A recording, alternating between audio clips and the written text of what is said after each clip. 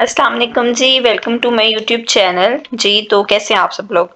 आज का हमारा टॉपिक है Italy immigration. What is Italy immigration और how many types of Italy immigration and their time limit. हम इसमें सारी चीज़ें डिस्कस करेंगे ब्रीफली।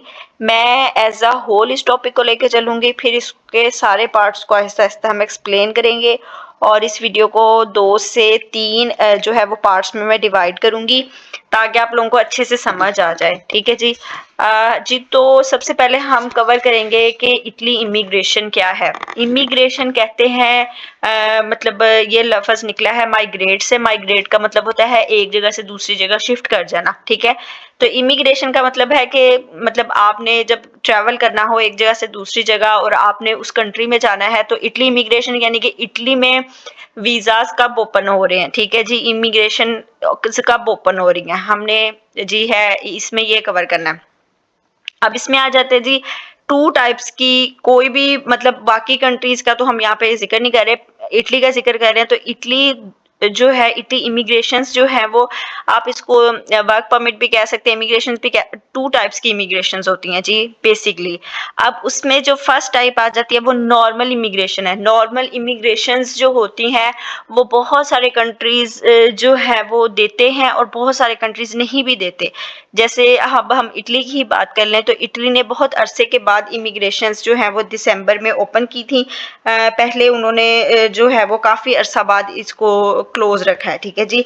जो नॉर्मल इमिग्रेशन होती है ये अंडर होती है शेंगन वीज़ा के। ठीक है जी। इसमें ये होता है कि जी आपका एक नॉर्मल कोटा होता है।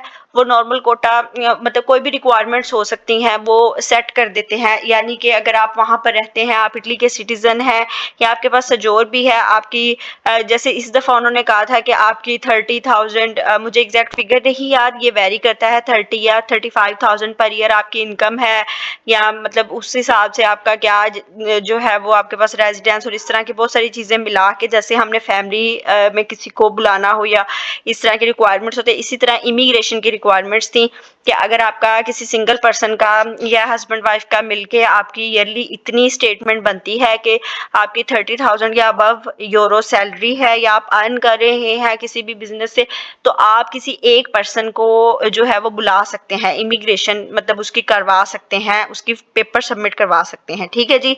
अब उस इमिग्रेशन में ये था कि आप किसी की भी करवा सकते थे। किसी में ये है कि कोई कोई भी थर्ड पर्सन भी हो सकता था और ये आपकी अपनी मर्जी है, आप किसी अपने रिलेटिव को बुलाना चाह रहे हैं या किसी थर्ड पर्सन को। अब उसमें ये था कि वो ऐसा नहीं है कि वो 100% आपके जो है आपको वीज़ा मिलेगा ही मिलेगा। वो रिजेक्ट भी हो सकता था, वो एक्सेप्ट भी हो सकता था। अभी जैसे उस इमिग्रेशन के तहत बहुत सारे लोगों ने फाइल सबमिट करवाई हुई हैं। अभी जो है अभी तक उनका कोई किसी की निकल भी आए हैं और किसी के नहीं भी निकले। तो 100% चांसेस नहीं होते, रिजेक्शन के भी चांसेस होते हैं। ठीक है जी। क्योंकि जब वो उनका कोटा सिस्टम 100% कंफर्म हो जाता है तो फिर उसके बाद वो नहीं देते। तो ये लॉन्ग टर्म वीज़ा होता है, मतलब इसमें आके आप अपना बिजनेस भी कर सकते हैं। इसमें आप इसको नेक्स्ट आपका पीआर और फिर नेक्स्ट उसके जो भी आपका कहते हैं कि आपका पासपोर्ट होल्डर सब कुछ वो इसके अंदर कवर हो जाता है ना। ये एक किस्म का परमानेंट आपका वीज़ा होता है। ठीक है जी। फिर ये फर्स्ट आ गया जी लॉन्ग टर्म, यही हम एक्सप्लेन कर रहे थे। डिपेंड इस पर हमने लिखा है कि व्हेन ओपन, कब ओपन होते हैं, कैन अप्लाई फुलफिल रिक्वायरमेंट्स, आपकी जो भी रिक्वायरमेंट्स है। इसको अभी मैं सिर्फ शॉर्टली एक्सप्लेन कर रही हूँ, इसको मैं ब्रीफली एक्सप्लेन करूंगी नेक्स्ट पार्ट्स में। ठीक है। फिर उसने कहा है कि जी ये रिजेक्ट भी हो सकता है और डिपेंड करता है कोटे के ऊपर। जब गवर्नमेंट का कोटा कंप्लीट होता है गवर्नमेंट जो है बाकी की सारी एप्लीकेशंस जो है वैसे वैसे पड़ी रहती हैं। ठीक है जी। अब इसमें आप खुद भी कर सकते हैं, आप किसी से भी करवा सकते हैं। मतलब अगर आपका खुद का कोटा कंप्लीट नहीं और आपके इर्द गिर्द कोई भी पर्सन है जिसका जो ये कर उसमें इसमें ये है कि इसमें इटली की गवर्नमेंट ने नहीं बताना कि ये एम्प्लॉयर है। जैसे वैसे होता है ऐसे है कि एम्प्लॉयर कोई भी एम्प्लॉयर है, जैसे फॉर एग्जांपल आप काश्तकारी कर रहे हैं, एग्रीकल्चर का आपका है या आपकी कोई फैक्ट्री है, तो आपको एम्प्लॉयर की जरूरत है, आपने गवर्नमेंट को वहां पे बताना होता है, फिर गवर्नमेंट आपको इशू करती है। इसमें ऐसा नहीं होता। इसमें इमिग्रेशन जब ओपन होती है तो बस रिक्वायरमेंट होती है, वो जिस भी पर्सन की पूरी हो रही हो वो डायरेक्टली अपना जो है वो अप्लाई कर सकता है। ये इमिग्रेशन आ गई। अब सेकंड आ जाता है डेक्रेटो फ्लूसी सीजनल भी आ जाता है, इसको इटालियन में हम डेक्रेटो फ्लूसी कहते हैं। बहुत सारी वीडियोस आजकल आप इस पे देख भी रहे होंगे। फिर इसमें आ जाता है seasonal visa, non seasonal visa, work permit भी कह सकते हैं। इसको हम फिलहाल कवर करेंगे 2024 में। Italy seasonal visa 2024, non seasonal visa भी आ जाता है। अब इसको मेन पे हम इसको डेकोरेटिव फ्लूसी ही कहते हैं, लेकिन इसकी भी दो कैटेगरीज होती हैं, एक सीजनल होता है, एक नॉन सीजनल होता है। हम इसको भी नेक्स्ट देखेंगे। सबसे पहले हम देखते हैं कि इसका कोटा, अभी ये मैं आपके सामने एक मैंने रफ सा फिगर लिखा हुआ है। एवरी ईयर मतलब जो ओपन होते हैं अभी लास्ट 3 4 5 7 साल से, मतलब वो कर रहे हैं ओपन, उससे पहले भी होते होंगे, मैं उसके पहले की जिक्र नहीं कर रही। ना ही आपने कमेंट्स में कहने लग जाना है कि आपने जी उससे पहले का ये बताया। मैं पहले की बात ही नहीं कर रही, मैं लास्ट 3 ईयर्स की बात कर रही हूँ। जो 2023 में थे वो 1,36,000 लोग उन्होंने बुलवाए थे। फिर 2024 में इस साल उन्होंने 1,51,000 की रिक्वायरमेंट दी है। फिर नेक्स्ट ईयर अभी जो है वो हमारे पास छोटा सा जिसे कहते होते फिगर आया कि 1,65,000 की रिक्वायरमेंट्स हो सकती हैं। अब ये जो 1,51,000 है ये डेक्रेटो फ्लूसी है। अब इसमें ये है कि ये सीजनल भी है, नॉन सीजनल भी है, ठीक है जी। इसमें एग्रीकल्चर कवर हो जाता है, इसमें इंडस्ट्रीज कवर हो जाती हैं, इसमें बार्बर्स कवर हो जाते हैं, इसमें बहुत सारे आ जाते हैं, ठीक है जी। अब इसको दो कैटेगरीज में डिवाइड किया गया, सीजनल भी और नॉन सीजनल भी, ठीक है जी। अब जो सीजनल और नॉन सीजनल का फर्क क्या होता है ये मैं आपको बताती हूँ। सीजनल जो है वो लिमिटेड टाइम के लिए होते हैं, जैसे आप एग्रीकल्चर में गए हैं किसी में, या आप फॉर एग्जांपल किसी इंडस्ट्रीज में गए हैं, ये आपका ऊपर टाइम मेंशन होता है कि ये 6 महीने का है या 9 महीने का है, ठीक है जी। साल का भी हो सकता है, ऐसा नहीं कि साल का नहीं हो सकता, लेकिन ये लिमिटेड टाइम के लिए होता है। इसमें भी ये चांसेस होते हैं कि अगर आप तो एम्प्लॉयर, ज्यादातर इसमें एग्रीकल्चर के होते हैं, अगर तो आपकी एम्प्लॉयर के साथ तो मतलब हो जाती है और एम्प्लॉयर आपको दोबारा हायर करता है, तो ये उस पर डिपेंड करता है आपका वीजा रीन्यू होता है या नहीं होता। मैं इसमें मतलब ये नहीं कह रही कि 100% ये डिपेंड करता है, ये सीजनल होता है। और इसमें ज्यादातर एक ही एंट्री होती है, बस आपने जाना है 6 महीने गुजारने वापस आ जाना है, ये वो चीज है, ठीक है जी। सेकंड जो है वो नॉन सीजनल है। नॉन सीजनल में हमारे रीन्यू के चांसेस ज्यादा होते हैं, वीजा रिन्यू होने के। वो भी डिपेंड आपके एम्प्लॉयर पे ही करता है, ये 1 साल का भी होता है, 1 साल से ज्यादा का भी हो सकता है नॉन सीजनल जो है, ठीक है जी।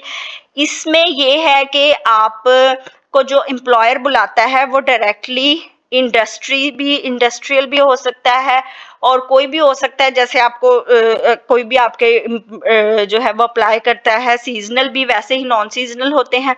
अब इसमें ये 1 साल के लिए भी होता है, 1.5 साल के लिए भी हो सकता है, और इसको आप रीन्यू भी करवा सकते हैं। जैसे आपका एम्प्लॉयर आगे 2 साल का और कर दे, 3 साल का और कर दे, फिर नेक्स्ट इस तरह ये चलता रहता है। नॉन सीजनल में आपके जो है वो चांसेस ज्यादा होते हैं रीन्यू होने के, सीजनल में थोड़े कम होते हैं, ठीक है जी। अब ये यहाँ तक हम इसको आज करेंगे, बाकी हम नेक्स्ट कल की वीडियो में करेंगे इंशाल्लाह। इसमें ये है कि बाकी हम कल की वीडियो में इंशाल्लाह कवर करेंगे। लेकिन लास्ट में मैं आपको ये बताती जाऊं कि सीजनल नॉन सीजनल डेक्रेटो फ्लूसी जो है वो पहले उनकी डेट्स जो थी वो जनवरी फरवरी की अनाउंस की गई थी, लेकिन उसको डिले कर दिया गया था। तो अभी जो नई डेट्स हैं वो 18 मार्च की जो है वो नॉन सीजनल की हैं, और जो है जो सीजनल है उनकी जो है वो 25 मार्च से जो है वो आप उसकी एप्लीकेशंस जो है वो सबमिट करवा सकते हैं। अब क्वेश्चन ये आता है जी वो एप्लीकेशन कैसे सबमिट होगी। वो कोई भी एम्प्लॉयर हो सकता है, आप उसको डायरेक्टली अप्रोच भी कर सकते हैं, और कोई भी आपका रिलेटिव जानने वाला जो वहाँ है वो भी किसी से अप्लाई करवा सकता है। वो खुद जो है वो एम्प्लॉयर से जो है वो फिर वो कोटा जो है एम्प्लॉयर को पता होता है, एम्प्लॉयर को जो भी गवर्नमेंट देती है उस हिसाब से वो आपके डॉक्यूमेंट्स जो है वो निकल आते हैं। इसमें भी 50-50 चांसेस हो सकते हैं, निकल भी सकते हैं, रिजेक्ट भी हो सकते हैं। और इसका अगर आपने पाकिस्तान से या किसी भी कंट्री से अप्लाई करना हो उसका भी मेथड है, लेकिन वो 100% नहीं चलता, उसमें 50-50 के चांसेस होते हैं। वो मैं इंशाल्लाह आपको बताऊंगी नेक्स्ट वीडियो में इस टॉपिक को कवर करके कि अगर आपने पाकिस्तान से अप्लाई करना हो तो आप कैसे कर सकते हैं। मैं आपको अभी ये नहीं कह रही कि वो 100% वो करता है, वो 50-50 उसके चांसेस होते हैं, लेकिन वो एक मेथड है, आप उसे अप्लाई कर सकते हैं। क्योंकि ऑनलाइन आप जो है वो, क्योंकि ये सारी जो है वो इमिग्रेशन जो भी डिक्रेटो फ्लूसी है, ये वो लोग जॉब ऑनलाइन पोस्ट तो करते नहीं है कि आप उस जॉब पर जाके अपनी जो है वो सीवी जो है वो कर दें जमा और आपका जो है वो वीज़ा निकले, ऐसा नहीं होता। हाँ, ये हो सकता है कि आपके पास एम्प्लॉयर का एड्रेस या ईमेल एड्रेस वगैरह है, आप उस पर ईमेल कर दें और वो आपको बाय लक आपको रिस्पॉन्ड कर दे। तो इंशाल्लाह हम आपको नेक्स्ट वीडियोस में ये भी बताएंगे कि आपने डायरेक्ट एम्प्लॉय को कैसे ढूंढ के उसको ईमेल करनी है, और अगर आपकी लक चल जाती है तो आपका वीज़ा आ जाता है।